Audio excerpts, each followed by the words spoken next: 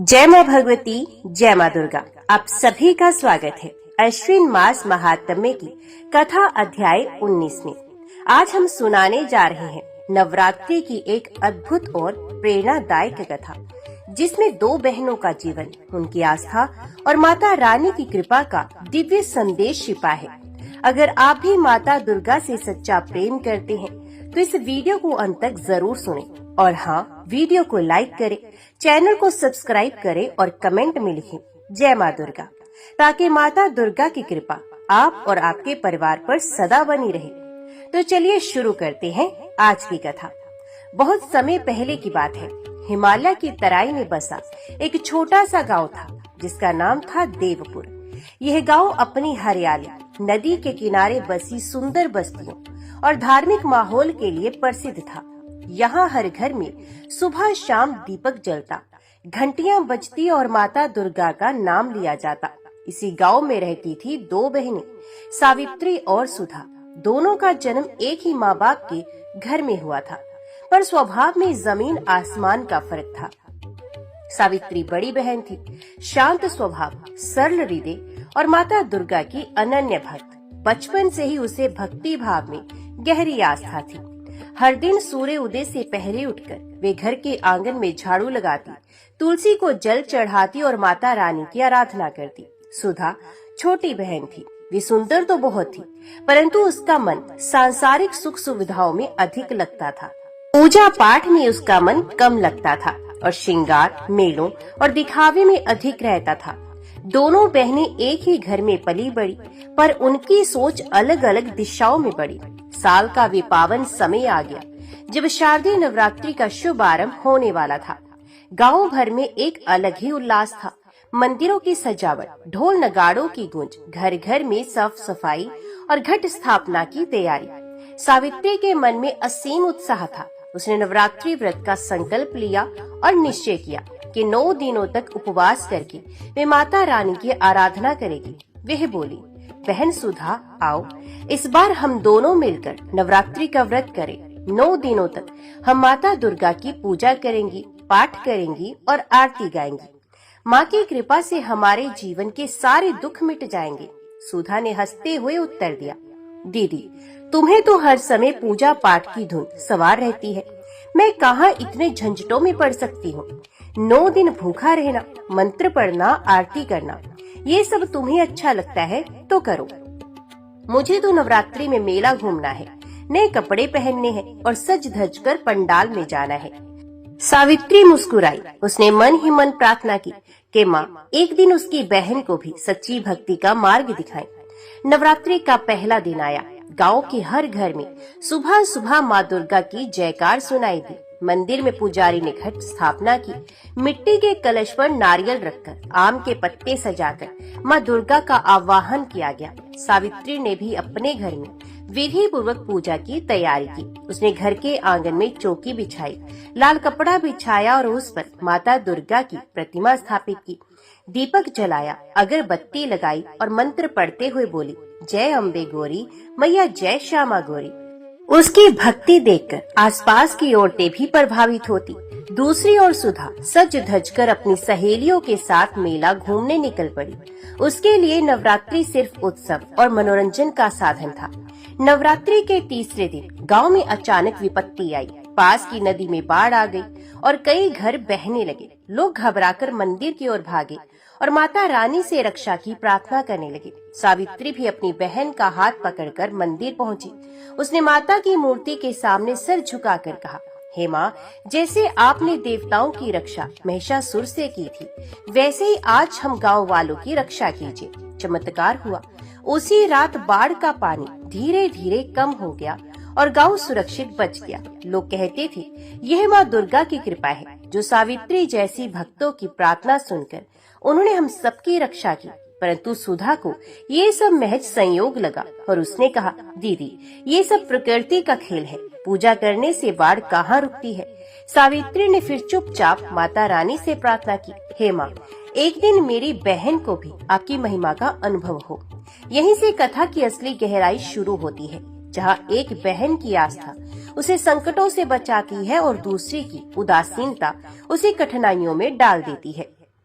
नवरात्रि के चौथे दिन गांव में और भी रौनक बढ़ गई थी। हर गली में माता की झांकी सजाई गई, मंदिरों में कीर्तन और भजन गूंजने लगे। सावित्री ने अपने घर पर व्रत का नियम और कड़ा किया। ये सिर्फ फल और पानी से दिन काटती, रात को माता की चौकी पर दीपक जलाकर आरती करती और दुर्गा सप्तशती का पाठ करती। उसकी श्रद्धा देखकर लोग दंग रह जाते। वे कहते, सावित्री, तुम्हारी भक्ति देखकर लगता है कि सचमुच माता दुर्गा तुम्हारे घर निवास करती हैं। दूसरी ओर सुधा का जीवन अलग दिशा में चल रहा था। वे सुबह देर से उठती, श्रृंगार करती और सहेलियों संग पंडाल घूमने निकल जाती। ढोल, नगाड़े, नृत्य और मेला ही उसके लिए नवरात्रि का आनंद था। सावित्री बार बार समझाती, बहन, नवरात्रि केवल मौज मस्ती का उत्सव नहीं है, ये माँ को प्रसन्न करने का अवसर है। यदि हम तन मन धन से माँ को याद करेंगे तो वे हमें सुख और शांति देंगी। पर सुधा हर बार हंसकर टाल देती। नवरात्रि की 5वीं रात जब सावित्री पूजा समाप्त करके सोई, तब उसे एक अद्भुत स्वप्न आया। उसने देखा, आकाश से एक दिव्य प्रकाश उतरा, जिसके बीचों बीच माता दुर्गा अपने सिंह पर विराजमान है। उनके 10 हाथों में अस्त्र शस्त्र चमक रहे हैं। उनके मुख मंडल से करुणा और तेज झलक रहा है। माँ ने मुस्कुराते हुए कहा, सावित्री, तुम्हारी भक्ति से मैं प्रसन्न हूँ। तुम न केवल अपने घर बल्कि पूरे गांव के लिए आशीर्वाद का कारण बनी हो। परंतु तुम्हारी बहन सुधा अभी अज्ञान में है। समय आने पर वे भी मेरी शरण में आएगी। तब तक तुम धैर्य रखो और अपनी भक्ति में अडिग रहो। सावित्री नींद से जागी तो उसके नेत्रों से अश्रु बहने लगे। उसने हाथ जोड़कर कहा, हे माँ, मेरे जीवन का सबसे बड़ा वरदान यही होगा कि मेरी बहन सुधा भी आपकी सच्ची भक्त बन जाए। नवरात्रि का 6ठा दिन आया। उसी दिन गांव में एक व्यापारी मेले से लौटते समय लुटेरों के हाथ चढ़ गया। इस घटना से पूरे गांव में डर फैल गया। संध्या समय सुधा भी अपनी सहेलियों के साथ मेले से लौट रही थी। अचानक रास्ते में कुछ दुष्ट युवक आ थमके, वे छीना झपटी करने लगे। सहेलियां भयभीत होकर चिल्लाने लगी। सुधा असहाय थी। तभी आश्चर्यजनक घटना घटी।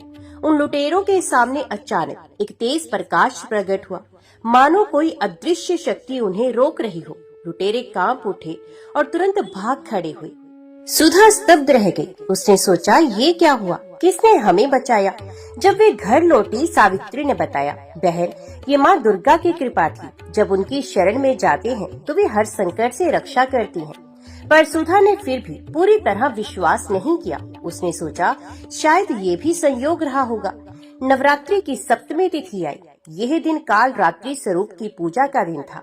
सावित्री ने पूरे विधि विधान से माता की पूजा की। उसने काले वस्त्र धारण किए, घर को दियों से सजाया और भक्ति पूर्वक बोली, हे माँ, आप मेरे जीवन की सारी अंधकार रूपी बाधाएं दूर करें। पूजा के बाद गांव में विशाल भजन संध्या हुई। सावित्री भक्ति में डूबी हुई थी। सुधा भी साथ थी, लेकिन उसका मन अभी भी इधर उधर भटक रहा था। भजन मंडली गीत गा रही थी, अम्बे तू है जगदम्बे काली, जय दुर्गे खप्पर वाली। पूरा गांव मंत्र मुग्ध हो गया था। तभी अचानक सावित्री के शरीर से दिव्य प्रकाश निकलने लगा। लोग समझ गए कि माता दुर्गा की कृपा इस कन्या पर विशेष रूप से हो रही है। सुधा चुपचाप ये दृश्य देखती रही। उसके मन में पहली बार गहरी हलचल हुई और उसने सोचा, क्या सचमुच माता दुर्गा का अस्तित्व है? क्या वे दीदी की भक्ति से प्रसन्न होकर प्रकट हो रही हैं? इस प्रकार नवरात्रि के मध्य दिनों में सावित्री को माँ का अलौकिक दर्शन मिला और सुधा के जीवन में पहली बार संकट आया, जिसे अदृश्य शक्ति ने टाल दिया। अब धीरे धीरे सुधा का मन भी बदलने लगा था, लेकिन उसका अहंकार अभी पूरी तरह टूटा नहीं था। गांव में 8वां दिन यानी कि महाअष्टमी आया। इस दिन का महत्व तो बहुत बड़ा होता है, क्योंकि माता महागौरी की पूजा होती है और कन्या पूजन का विधान भी इसी दिन किया जाता है। सावित्री ने सुबह सुबह उठकर पूरे घर की सफाई की। उसने आंगन में गोबर और गेरू से सुंदर चित्र बनाए, चौकी पर लाल कपड़ा बिछाया और माता महागौरी की प्रतिमा सजाई। दीपक जलाकर उसने मंत्र पढ़े। पूरा वातावरण पवित्र हो गया। सावित्री ने आसपास की कन्याओं को घर पर बुलाया, उनके पांव धोकर उन्हें आसन पर बैठाया, तिलक लगाया और उन्हें हलवा, पूरी, चने और मिठाई खिलाई। फिर उसने उनके पैर छूकर आशीर्वाद लिया। गांव की औरतें कहने लगी कि सावित्री, तुम्हारी भक्ति देखकर लगता है कि माता दुर्गा खुद तुम्हारे घर पर विराजमान है। उधर सुधा का मन अभी भी दुविधा में था। वे सोच रही थी, क्या सच में ये सब आवश्यक है? कन्याओं को खिलाने से माता दुर्गा प्रसन्न होंगी। अष्टमी की रात जब पूरा गांव मंदिर में जगराता कर रहा था, सुधा अपने कुछ दोस्तों के साथ पास के मेले में चली गई। वहां आतिशबाजी और नृत्य का आयोजन था। मेले से लौटते समय अचानक आकाश में काले बादल घिर आए। तेज आंधी चलने लगी, पेड़ गिरने लगे, रास्ता अंधेरे में डूब गया। सुधा और उसके साथी रास्ता भटक गए। तभी दूर से भेड़ियों की हुआ सुनाई दी। सब डर गए। सुधा का दिल जोर जोर से धड़कने लगा। उसने मन ही मन सोचा, हे माँ दुर्गा, अगर आप सचमुच हैं तो आज मुझे बचा लो। मैं मान जाऊंगी कि आप ही मेरी रक्षक हैं। अचानक बिजली कौंधी और उसी प्रकाश में सुधा ने देखा एक स्त्री स्वरूप तेजस्विनी, लाल साड़ी में सुसज्जित, हाथों में त्रिशूल और आंखों में करुणा। वे सिंह पर सवार थी। वे माता दुर्गा ही थी। माँ ने त्रिशूल का इशारा किया और भेड़ियों का झुंड तुरंत भाग खड़ा हुआ। सुधा के आंसू बह निकले। उसने जमीन पर गिरकर हाथ जोड़ दिए। हे माँ अम्बे, अब मैं समझ गई कि आप ही सच्ची रक्षक हैं। मैंने अज्ञानवश आपकी उपेक्षा की, कृपया मुझे क्षमा करें। अगली सुबह नवमी का सूरज पूरे गांव के लिए विशेष था। मंदिर में विशाल हवन का आयोजन था। लोग माता सिद्धिदात्री की पूजा करने आए। सावित्री पहले से ही वहाँ थी, मंत्र पढ़ रही थी। तभी सुधा वहाँ पहुँची। उसका चेहरा बदला हुआ था। उसकी आंखों से आंसू बह रहे थे। उसने सबके सामने कहा, भाइयों और बहनों, मैंने नवरात्रि के महत्व को कभी समझा ही नहीं। मुझे लगता था कि यह सिर्फ पूजा और नियमों का बंधन है, पर कल रात माँ दुर्गा ने मुझे अपने स्वरूप का दर्शन दिया और मेरी रक्षा की। अब मैं भी व्रत और पूजा करूंगी और अपना जीवन माँ की भक्ति में लगाऊंगी। गांव के लोग स्तब्ध रह गए। सावित्री ने अपनी बहन को गले से लगाया और कहा, बहन, यही तो मैं हमेशा चाहती थी। माँ दुर्गा की शरण में आने से जीवन में सच्चा सुख और शांति मिलती है। नवमी के दिन पूरे गांव में कन्या पूजन हुआ। सुधा ने भी पहली बार श्रद्धा से छोटी कन्याओं को घर बुलाकर उनका सत्कार किया। जब उसने उनके पैर छुए तो उसके हृदय में अजीब सी शांति का अनुभव हुआ। पूरे वातावरण में देवी भक्ति की गूंज थी। जय अम्बे गौरी, जय श्यामा गौरी। उसी क्षण दोनों बहनों ने मिलकर संकल्प लिया, अब हर नवरात्रि हम मिलकर माता की पूजा करेंगे और पूरे गांव में भक्ति का दीप जलाएंगे। इस प्रकार अष्टमी और नवमी की पावन बेला ने सुधा के जीवन को पूरी तरह से बदल दिया। जहां पहले वे भक्ति का मजाक उड़ाती थी, वहीं अब उसकी आंखों में सच्चा विश्वास और माँ के चरणों में आस्था थी। नवरात्रि के 9 दिनों की साधना और भक्ति के बाद 10वां दिन आया विजयादशमी। पूरा गांव उल्लास से भर गया। मंदिरों में ढोल नगाड़े बज रहे थे। पंडालों में भीड़ उमड़ रही थी। हर ओर देवी की जय जयकार हो रही थी। जय माता दी, जय अम्बे गौरी। सावित्री और सुधा दोनों ने मिलकर सुबह सुबह स्नान किया, नए वस्त्र धारण किए और माता के मंदिर पहुंच गए। वहां विशाल यज्ञ का आयोजन था। पुजारी जी ने कहा, आज का दिन बुराई पर अच्छाई की विजय का प्रतीक है। जैसे माँ दुर्गा ने महिषासुर का वध कर देवताओं को मुक्त किया था, वैसे हमारे जीवन में भी माँ की भक्ति से हर अंधकार मिट जाता है। सावित्री और सुधा ने अग्नि में आहुति डाली और मन ही मन प्रार्थना की, हे माँ, हमें सदैव धर्म के मार्ग पर चलने की शक्ति दो। विजयदशमी के दिन इस पावन अवसर पर सुधा पूरी तरह से बदल चुकी थी।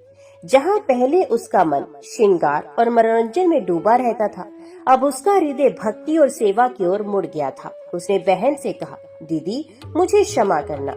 मैंने तुम्हारा और माँ की भक्ति का मजाक उड़ाया था, लेकिन माँ ने मुझे जीवन का सच्चा अर्थ दिखा दिया। अब से मैं भी हर नवरात्रि व्रत करूंगी और माँ की सेवा करूंगी। सावित्री की आंखों से आंसू बह निकले। उसने बहन को गले लगाया और कहा, बहन, यही तुम्हें माँ की कृपा है। उन्होंने तुम्हें सच्चा मार्ग दिखा दिया। अब हम दोनों मिलकर जीवन भर भक्ति का दीप जलाएंगे। उसी वर्ष गांव में भयंकर सूखा पड़ गया। फसलें सूखने लगी। लोग भूख प्यास से परेशान होने लगे। गांव वाले सावित्री और सुधा के पास पहुँचे और कहने लगे, तुम दोनों माता दुर्गा की सच्ची भक्त हो, कृपया हमारे लिए प्रार्थना करो। दोनों बहनों ने पूरे गांव को एकत्रित किया। सबने मिलकर 9 दिनों का विशेष नवरात्रि व्रत किया। मंदिरों में भजन कीर्तन हुए, कन्याओं का पूजन किया गया और हर घर से आहुति दी गई।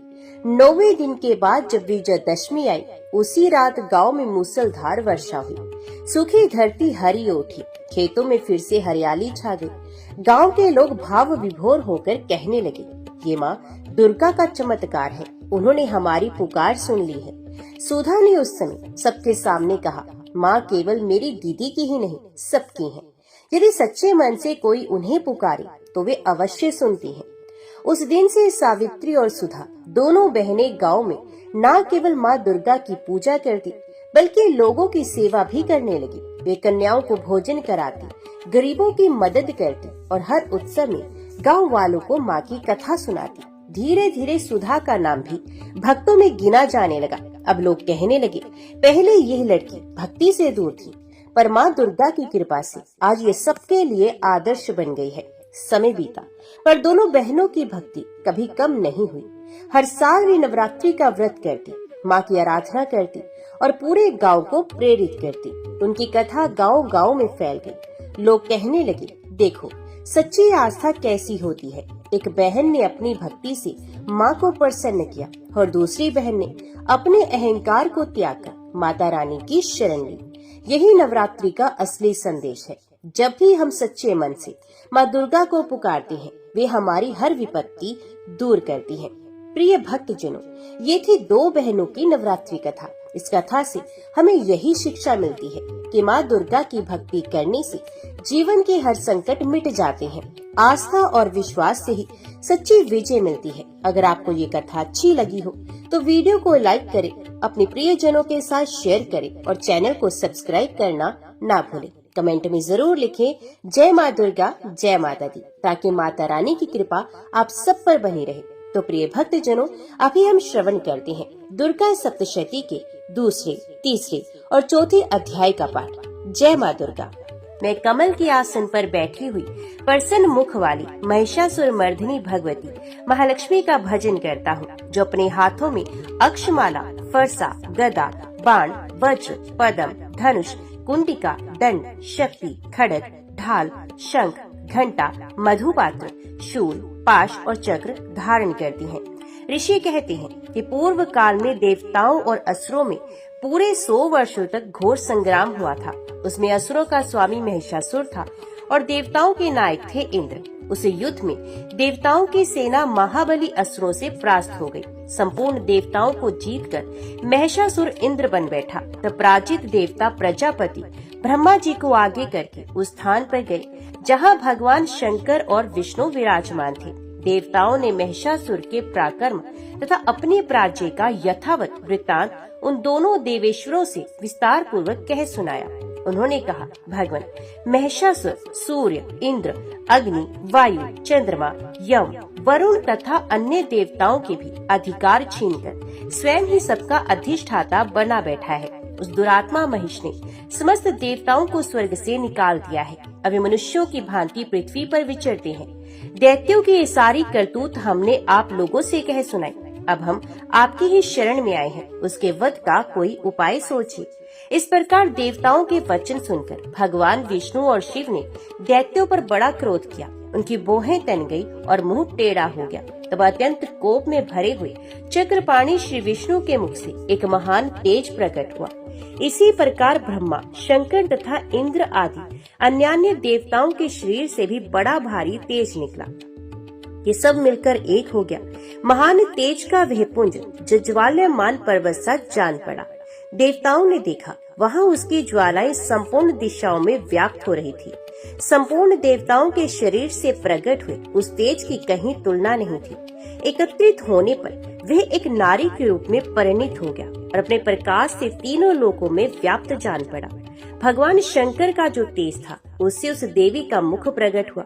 यमराज के तेज से उसके सर में बाल निकल आए। श्री विष्णु भगवान के तेज से उसकी भुजाएं उत्पन्न हुई। चंद्रमा के तेज से दोनों स्तनों का और इंद्र के तेज से मध्य भाग कटप्रदेश का प्रादुर्भाव हुआ। वरुण के तेज से जंघा और पिंडली तथा पृथ्वी के तेज से नितंब भाग प्रकट हुआ। ब्रह्मा के तेज से दोनों चरण और सूर्य के तेज से उसकी अंगुलियां हुई। वसुओं के तेज से हाथों की अंगुलियां और कुबेर के तेज से नासिका प्रकट हुई। उस देवी के दांत प्रजापति के तेज से और तीनों नेत्र अग्नि के तेज से प्रकट हुए।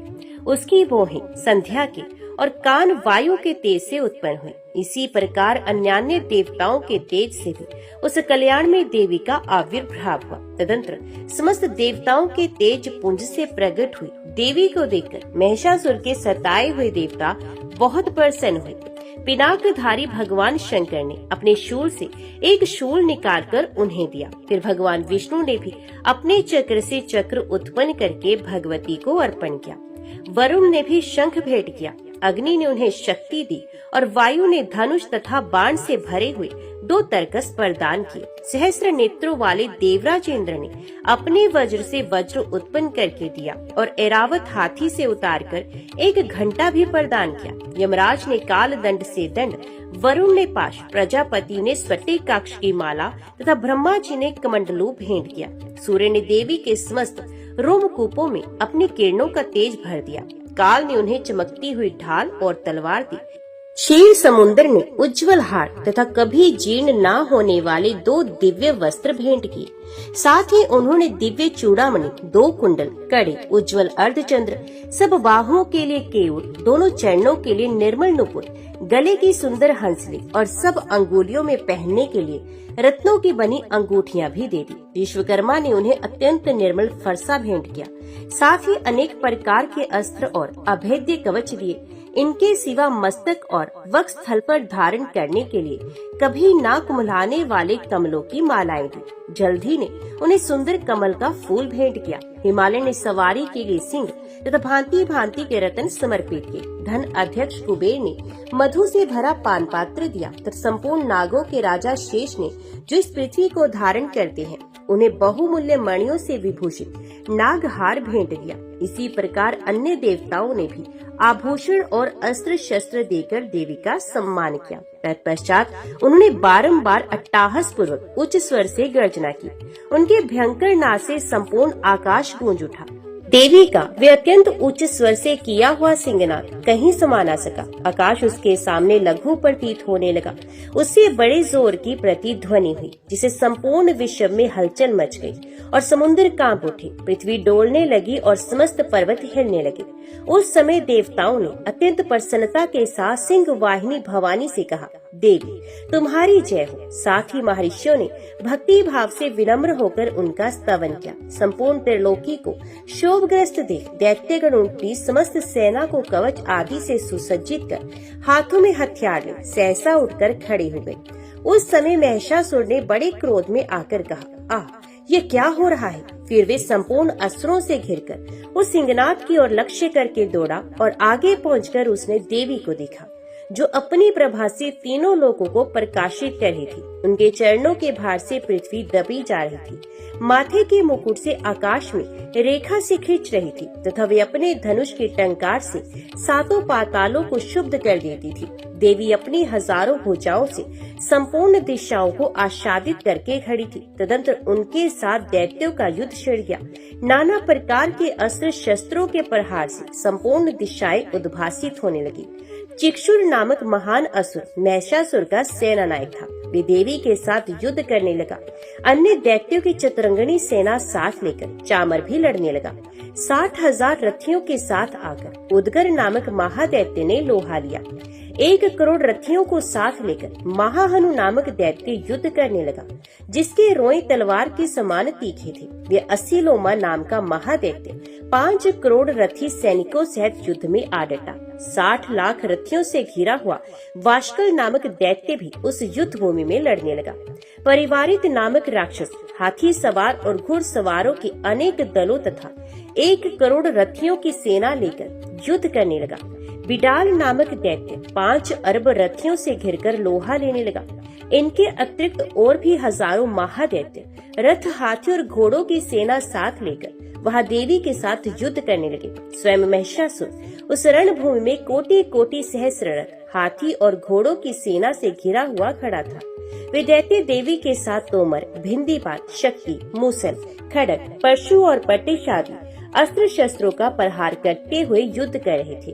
कुछ दैत्यों ने उन पर शक्ति का प्रहार किया, कुछ लोगों ने पाश फेंके तथा कुछ दूसरे दैत्यों ने खड्ग प्रहार करके देवी को मार डालने का उद्योग किया। देवी ने भी क्रोध में भरकर खेल खेल में ही अपनी अस्त्र शस्त्रों की वर्षा करके दैत्यों के वे समस्त अस्त्र शस्त्र काट डाले। उनके मुख पर परिश्रम या थकावट का रंच मात्र भी चिन्ह नहीं था। देवता और ऋषि उनकी स्तुति करते थे और वे भगवती परमेश्वरी दैत्यों के शरीरों पर अस्त्र शस्त्रों की वर्षा करती रही। देवी का वाहन सिंह भी क्रोध में भरकर गर्दन के बालों को हिलाता हुआ असुरों की सेना में इस प्रकार विचरने लगा मानो वनों में दावानल फैल रहा हो। रणभूमि में दैत्यों के साथ युद्ध करती हुई अंबिका देवी ने जितने निश्वास छोड़े वे सभी तत्काल सैकड़ों हजारों गणों के रूप में प्रकट हो गए और परशु, भिंदीपाल, खड्ग तथा पट्टिश आदि अस्त्रों द्वारा असुरों का सामना करने लगे। देवी की शक्ति से बड़े हुए वे गण असुरों का नाश करते हुए नगाड़ा और शंख आदि बाजे बजाने लगे।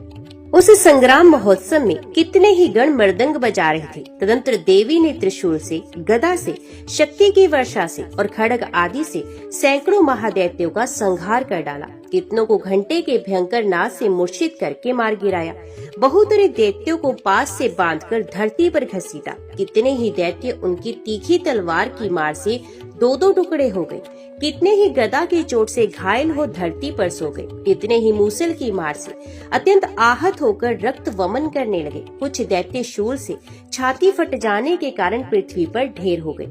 उस रणांगन में बाण समूहों की वृष्टि से कितने ही असुरों की कमर टूट गई। बाज की तरह झपटने वाले देव पीड़ित दैत्यगण अपने प्राणों से हाथ धोने लगे। किन्हीं की बाहें छिन्न भिन्न हो गई, कितनों की गर्दनें कट गई। कितने ही दैत्यों के मस्तक कट कट कर गिरने लगे। कुछ लोगों के शरीर मध्य भाग में ही विदीर्ण हुए। कितने ही महादैत्य जांघें कट जाने से पृथ्वी पर गिर पड़े। कितनों को ही देवी ने एक बाह, एक पैर और एक नेत्र वाला करके दो दो टुकड़े चीर डाला। कितने ही दैत्य मस्तक कट जाने पर गिरकर फिर उठ जाते और केवल धड़ के ही रूप में अच्छे अच्छे हथियार हाथ में ले देवी के साथ युद्ध करने लगते थे। दूसरे कबंध युद्ध के बाजों की लय पर नाचते थे। कितने ही बिना सर के धड़ हाथ में खड्ग, शक्ति और रिष्टि लिए दौड़ते थे तथा दूसरे दूसरे महादैत्य ठहरो ठहरो ये कहते हुए देवी को युद्ध के लिए ललकारते थे। जहाँ वे घोर संग्राम हुआ था वहाँ की धरती देवी के गिराए हुए रथ, हाथी, घोड़े और असुरों की लाशों से ऐसी पट गई कि वहाँ चलना फिरना असंभव हो गया था। दैत्यों की सेना में हाथी, घोड़े और असुरों के शरीरों से इतनी अधिक मात्रा में रक्तपात हुआ कि थोड़ी ही देर में वहाँ खून की बड़ी बड़ी नदियाँ बहने लगी। जगदम्बा ने असुरों की विशाल सेना को क्षण भर में नष्ट कर दिया। ठीक उसी तरह जैसे तृण और काठ के भारी ढेर को आग कुछ ही क्षणों में भस्म कर देती है। और वे सिंह भी गर्दन के बालों को हिला हिलाकर जोर जोर से गर्जना करता हुआ दैत्यों के शरीर से मानो उनके प्राण चुने लेता था। वहाँ देवी के गणों ने भी उन महादैत्यों के साथ ऐसा युद्ध किया जिससे आकाश में खड़े हुए देवतागण उन पर बहुत संतुष्ट हुए और फूल बरसाने लगे। श्री जगदम्बा के श्रीअंगों की कांति उदय काल के सहस्रों सूर्य के समान है। वे लाल रंग की रेशमी साड़ी पहने हुए हैं। उनके गले में मुंडमाला शोभा पा रही है। दोनों स्तनों पर रक्त चंदन का लेप लगा है। वे अपने कर कमलों में जप मालिका, विद्या और अभि तथा वर नामक मुद्राएं धारण किए हुए हैं। 3 नेत्रों से सुशोभित मुखारविंद की बड़ी शोभा हो रही है। उनके मस्तक पर चंद्रमा के साथ ही रत्न में मुकुट बंधा है तथा वे कमल के आसन पर विराजमान है। इस देवी को मैं भक्ति पूर्वक प्रणाम करता हूँ। ऋषि कहते हैं, दैत्यों की सेना को इस प्रकार तहस नहस होते देख महादैत्य सेनापति चिक्षुर क्रोध में भरकर अंबिका देवी से युद्ध करने के लिए आगे बढ़ा। असुर रणभूमि में देवी के ऊपर इस प्रकार बाणों की वर्षा करने लगा जैसे बादल मेरु गिरी के शिखर पर पानी की धार बरसा रहा हो। तब देवी ने अपने बाणों से उसके बाण समूह को अनायासी काटकर उसके घोड़ों और सारथी को भी मार डाला। साथ ही उसके धनुष तथा अत्यंत ऊंची ध्वजा को भी तत्काल काट गिराया। धनुष कट जाने पर उसके अंगों को अपने बाणों से बींध डाला। धनुष, रथ, घोड़े और सारथी के नष्ट हो जाने पर वह असुर ढाल और तलवार लेकर देवी की ओर दौड़ा। उसने तीखी धार वाली तलवार से सिंह के मस्तक पर चोट करके देवी की भी बाईं भुजा में बड़े वेग से प्रहार किया। प्राची। देवी के वहां पर पहुंचते ही वे तलवार टूट गई। फिर तो क्रोध से आंखें लाल करके उस राक्षस ने शूल हाथ में ले लिया और उसे उस महादैत्य ने भगवती भद्रकाली के ऊपर चलाया। वे शूल आकाश से गिरते हुए सूर्य मंडल की भांति अपने तेज से प्रज्वलित हो उठा। उस शूल को अपनी ओर आते देख देवी ने भी शूल का प्रहार किया। उसे राक्षस के शूल के सैकड़ों टुकड़े हो गए। साथ ही महादैत्य चिक्षुर की भी धज्जियां उड़ गई। वे प्राणों से हाथ धो बैठा। महिषासुर के सेनापति उस महाप्रकर्मी चिक्षुर के मारे जाने पर देवताओं को पीड़ा देने वाला चामर हाथी पर चढ़कर आया। उसने भी देवी के ऊपर शक्ति का प्रहार किया, किंतु जगदम्बा ने उसे अपने हुंकार से ही आहत एवं निष्प्रभ करके तत्काल पृथ्वी पर गिरा दिया। शक्ति टूटकर गिरी हुई देख चामर को बड़ा क्रोध हुआ। अब उसने शूल चलाया, किंतु देवी ने उसे भी अपने बाणों द्वारा काट डाला। इतने में ही देवी का सिंह उछलकर हाथी के मस्तक पर चढ़ बैठा और उस दैत्य के साथ खूब जोर लगाकर बाहु युद्ध करने लगा। वे दोनों लड़ते लड़ते हाथी से पृथ्वी पर आ गए और अत्यंत क्रोध में भरकर एक दूसरे पर बड़े भयंकर प्रहार करते हुए लड़ने लगे। तदनंतर सिंह बड़े वेग से आकाश की ओर उछला और उधर से गिरते समय उसने पंजों की मार से चामर का सिर धड़ से अलग कर दिया। इसी प्रकार उदगर भी शीला और वृक्ष आदि की मार खाकर रणभूमि में देवी के हाथ से मारा गया तथा कराल भी दांतों, मुक्कों और थप्पड़ों की चोट से धराशायी हो गया। क्रोध में भरी हुई देवी ने गदा की चोट से उद्धत का कचूमर निकाल दिया। भिंदी पाल से वाशकल्तु तथा वाणों से ताम्र और अंधक को मौत के घाट उतार दिया। 3 नेत्रों वाली परमेश्वरी ने त्रिशूल से उग्रास्य, उग्रवीर तथा महाहनु नामक दैत्य को मार डाला। तलवार की चोट से विडाल के मस्तक को धड़ से अलग कर दिया। दुर्धर और दुर्मुख इन दोनों को भी अपने बाणों से यमलोक भेज दिया। इस प्रकार अपनी सेना का संहार होता देख महिषासुर ने भैंसे का रूप धारण करके देवी के गणों को त्रास देना प्रारंभ किया। किन्हीं को थुथुनों से मारकर, किन्हीं के ऊपर खूरों का प्रहार करके, किन्हीं को पूंछ से चोट पहुंचाकर, कुछ को सिंगों से विदीर्ण करके, कुछ गणों को वेग से, किन्हीं को सिंहनाद से, कुछ को चक्कर देकर और कितनों को निश्वास वायु के झोंकों से धराशायी कर दिया। इस प्रकार गणों की सेना को गिराकर वह असुर महादेवी के सिंह को मारने के लिए झपटा। इसे जगदम्बा को बड़ा क्रोध हुआ। उधर महाप्रकर्मी महिषासुर भी क्रोध में भरकर धरती को खुरों से खोदने लगा तथा अपने सींगों से ऊंचे ऊंचे पर्वतों को उठाकर फेंकने और गरजने लगा। उसके वेग से चक्कर देने के कारण पृथ्वी शुद्ध होकर फटने लगी। उसकी पूंछ से टकराकर समुद्र सबोर से धरती को डुबोने लगा। हिलते हुए सींगों के आघात से विदीर्ण होकर बादलों के टुकड़े टुकड़े हो गए। उसके श्वास की प्रचंड वायु के वेग से उड़े हुए सैकड़ों पर्वत आकाश से गिरने लगे। इस प्रकार क्रोध में भरे हुए उस महादैत्य को अपनी ओर आते देख चंडिका ने उसका वध करने के लिए महान क्रोध किया। उन्होंने 5 फेंक कर उस महान असुर को बांध लिया। उस महासंग्राम में बंध जाने पर उसने भैंसे का रूप त्याग किया और तत्काल सिंह के रूप में वह प्रकट हो गया। उस अवस्था में जगदम्बा ज्यों ही उसका मस्तक काटने के लिए उदित हुई, त्यों ही वे खड्गधारी पुरुष के रूप में दिखाई देने लगा। तब देवी ने तुरंत ही बाणों की वर्षा करके ढाल और तलवार के साथ उस पुरुष को भी भेद डाला। इतने में ही वे महान गजराज के रूप में परिणित हो गया तथा अपनी सूंड से देवी के विशाल सिंह को खींचने और गरजने लगा। खींचते समय देवी ने तलवार से उसकी सूंड काट डाली। तब उस महादैत्य ने पुनः भैंसे का शरीर धारण कर लिया और पहले की ही भांति चराचर प्राणियों से तीनों लोगों को व्याकुल करने लगा।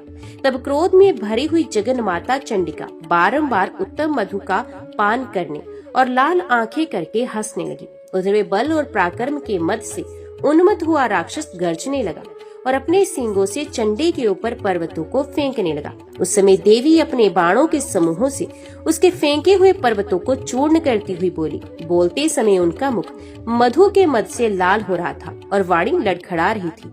देवी ने कहा, ओ मूल, मैं जब तक मधु पीती हूँ तब तक तू क्षण भर के लिए खूब गरज ले।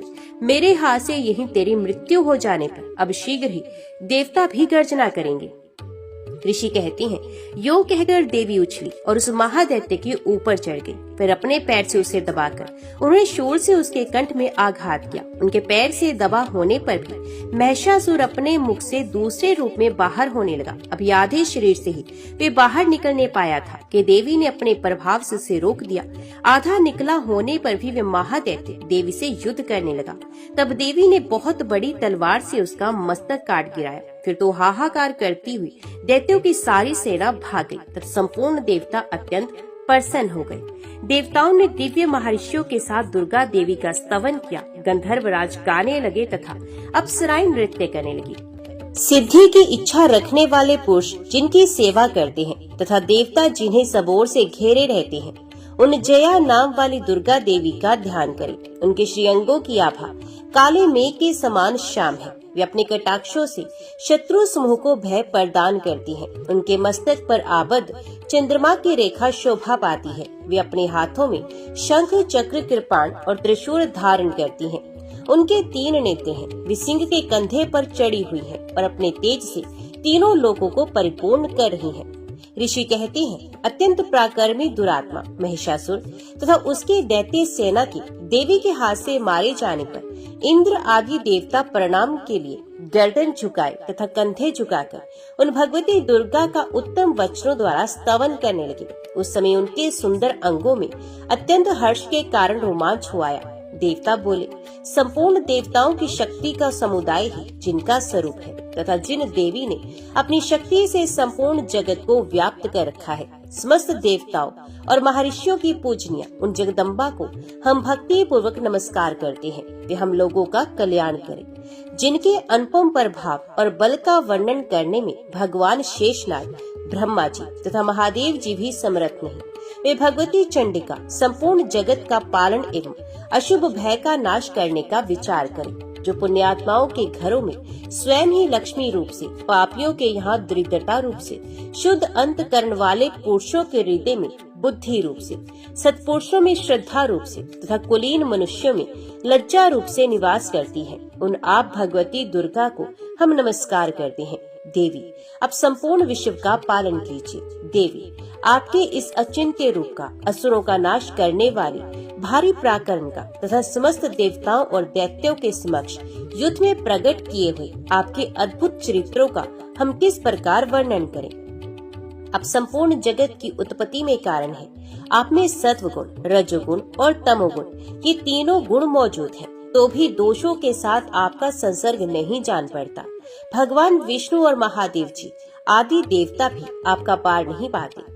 आप ही सबका आश्रय हैं। ये समस्त जगत आपका अंशभूत है, क्योंकि आप सबकी आदिभूत परा प्रकृति है। देवी, संपूर्ण यज्ञों में जिसके उच्चारण से सब देवता तृप्ति लाभ करते हैं, वे स्वाहा आप ही हैं।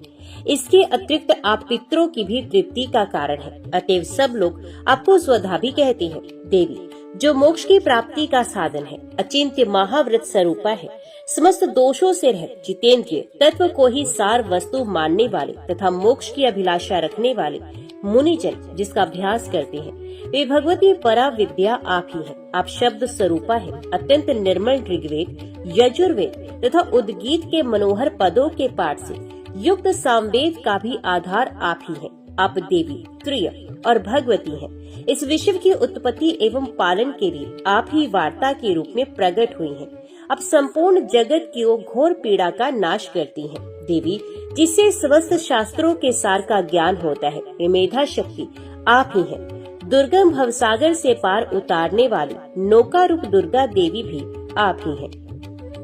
आपकी कहीं भी आसक्ति नहीं। कैटब के शत्रु भगवान विष्णु के वक्षस्थल में एकमात्र निवास करने वाली भगवती लक्ष्मी तथा भगवान चंद्रशेखर द्वारा सम्मानित गौरी देवी भी आप ही हैं। आपका मुख मंद मुस्कान से सुशोभित, निर्मल, पूर्ण चंद्रमा के बिंब का अनुकरण करने वाला और उत्तम स्वर्ण की मनोहर कांति से कमनीय है, तो भी उसे देखकर महिषासुर को क्रोध हुआ और सहसा उसने उस पर प्रहार कर दिया। ये बड़े आश्चर्य की बात है। हे देवी, वही मुख जब क्रोध से युक्त होने पर उदय काल के चंद्रमा की भांति लाल और तनी हुई भौहों के कारण विकराल हो उठा, तब उसे देखकर जो महिषासुर के प्राण तुरंत नहीं निकल गए, ये उससे भी बढ़कर आश्चर्य की बात है, क्योंकि क्रोध में भरे हुए यमराज को देखकर भला कौन जीवित रह सकता है। देवी, आप प्रसन्न हो। परमात्म स्वरूपा आपके प्रसन्न होने पर जगत का अभय ऊते होता है और क्रोध में भर जाने पर आप तत्काल ही कितने कुलों का सर्वनाश कर देती हैं। ये बात अभी अनुभव में आई है, क्योंकि महिषासुर की ये विशाल सेना क्षण भर में आपके कोप से नष्ट हो गई है। सदा अभ्युदय प्रदान करने वाली आप जिन पर प्रसन्न रहती हैं, वे ही देश में सम्मानित हैं। उन्हीं को धन और यश की प्राप्ति होती है। उन्हीं का धर्म कभी शिथिल नहीं होता तथा वे ही अपने रिष्ट पुष्ट स्त्री पुत्र और भृत्यों के साथ धन्य माने जाते हैं। देवी, आपकी ही कृपा से पुण्यात्मा पुरुष प्रतिदिन अत्यंत श्रद्धा पूर्वक सदा सब प्रकार के धर्म अनुकूल कर्म करता है और उसके प्रभाव से स्वर्गलोक में जाता है। इसलिए आप तीनों लोकों में निश्चय ही मनोवांछित फल देने वाली हैं। माता दुर्गे, आप स्मरण करने पर सब प्राणियों का भय हरती हैं और स्वस्थ पुरुषों द्वारा चिंतन करने पर उन्हें परम कल्याण में बुद्धि प्रदान करती हैं। दुख, दरिद्रता और भय हरने वाली देवी, आपके सिवा दूसरी कौन है जिसका चित्त सबका उपकार करने के लिए सदा ही व्याग्र रहता हो। हे देवी, इन राक्षसों के मारने से संसार को सुख मिले तथा ये राक्षस चिरकाल तक नरक में रहने के लिए भले ही पाप करते रहे हों, इस समय संग्राम में मृत्यु को प्राप्त होकर स्वर्गलोक में जाए, निश्चय ही यही सोचकर आप शत्रु का वध करती हैं। अब शत्रु पर शस्त्रों का प्रहार क्यों करती हैं? समस्त अस्त्रों को दृष्टिपात मात्र से ही भस्म क्यों नहीं कर देती? इसमें भी एक रहस्य है। ये शत्रु भी हमारे शस्त्रों से पवित्र होकर उत्तम लोक में जाए, इस प्रकार उनके प्रति भी आपका विचार अति उत्तम है। खड़ग के तेज पुंज की भयंकर दीप्ति से तथा आपके त्रिशूल के अग्रभाग की घनीभूत प्रभा से चौंधियाकर जो अस्त्रों की आंखें फूट नहीं गई, उसमें कारण यही था कि वे मनोहर रश्मियों से युक्त चंद्रमा के समान आनंद प्रदान करने वाले आपके इस सुंदर मुख का दर्शन करते थे।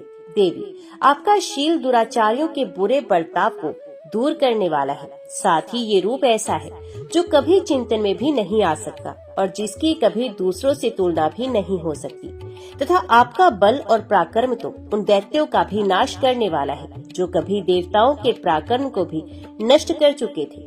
इस प्रकार आपने शत्रुओं पर भी अपनी दया ही प्रकट की। वरदायिनी देवी, आपके इस पराक्रम की किसके साथ तुलना हो सकती है तथा शत्रुओं को भय देने वाला एवं अत्यंत मनोहर ऐसा रूप भी आपके सिवा और कहाँ है।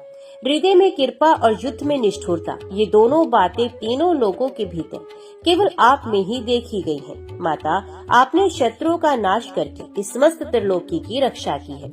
उन शत्रुओं को भी युद्ध भूमि में मारकर स्वर्गलोक में पहुंचाया है तथा उन्मत्त दैत्यों से प्राप्त होने वाले हम लोगों के भय को भी दूर कर दिया है। आपको हमारा नमस्कार है। देवी, आप शूल से हमारी रक्षा करें। अंबिके, आप खड़ग से भी हमारी रक्षा करें तथा घंटे की ध्वनि और धनुष की टंकार से भी हम लोगों की रक्षा करें। चंडिके, पूर्व, पश्चिम और दक्षिण दिशा में आप हमारी रक्षा करें तथा ईश्वरी, अपने त्रिशूल को घुमाकर आप उत्तर दिशा में भी हमारी रक्षा करें। तीनों लोकों में आपके जो परम सुंदर एवं अत्यंत भयंकर रूप विचरते रहते हैं, उनके द्वारा भी आप हमारी तथा इस भूलोक की रक्षा करें। अंबिके, आपके कर पल्लवों में शोभा पाने वाले खड़ग, शूल, गदा आदि जो अस्त्र हो, उन सबके द्वारा आप सब ओर से हम लोगों की रक्षा करें। ऋषि कहते हैं, इस प्रकार जब देवताओं ने जगन माता दुर्गा की स्तुति की और नंदन वन के दिव्य पुष्पों एवं गंध चंदन आदि के द्वारा उनका पूजन किया, फिर सबने मिलकर जब भक्ति पूर्वक दिव्य धूपों की सुगंध निवेदन की, देवी ने प्रसन्न होकर प्रणाम करते हुए सब देवताओं से कहा, देवताओं, तुम सब लोग मुझसे जिस वस्तु की अभिलाषा रखते हो उसे मांगो। देवता बोले, भगवती ने हमारी सब इच्छा पूर्ण कर दी, अब कुछ भी बाकी नहीं, क्योंकि हमारा ये शत्रु महिषासुर मारा गया। महेश्वरी, इतने पर भी यदि आप हमें और वर देना चाहती हैं, तो हम जब जब आपका स्मरण करें तब तब आप दर्शन देकर हम लोगों के महान संकट दूर कर दिया करें तथा प्रसन्न मुखी अंबिके, जो मनुष्य इन स्तोत्रों द्वारा आपकी स्तुति करे, उसे वित्त, समृद्धि और वैभव देने के साथ ही उसकी धन और स्त्री आदि संपत्ति को भी बढ़ाने के लिए आप सदा हम पर प्रसन्न रहे। ऋषि कहते हैं, राजन, देवताओं ने जब अपने तथा जगत के कल्याण के लिए भद्रकाली देवी को इस प्रकार प्रसन्न किया, तब वे तथास्तु कहकर वहीं से अंतर ध्यान हो गई। भोपाल, इस प्रकार पूर्व काल में तीनों लोगों का हित चाहने वाली देवी जिस प्रकार देवताओं के शरीर से प्रकट हुई थी, ये सब कथा मैंने कह सुनाई। अब उन्हें देवताओं को उपकार करने वाली वे देवी दुष्ट दैत्यों तथा शुंभ निशुंभ का वध करने एवं सब लोगों की रक्षा करने के लिए गौरी देवी के शरीर से जिस प्रकार प्रकट हुई थी, वे सब प्रसंग मेरे मुंह से सुनो। मैं उसका तुमसे यथावत वर्णन करता हूँ। जय माँ भगवती, जय माँ दुर्गा।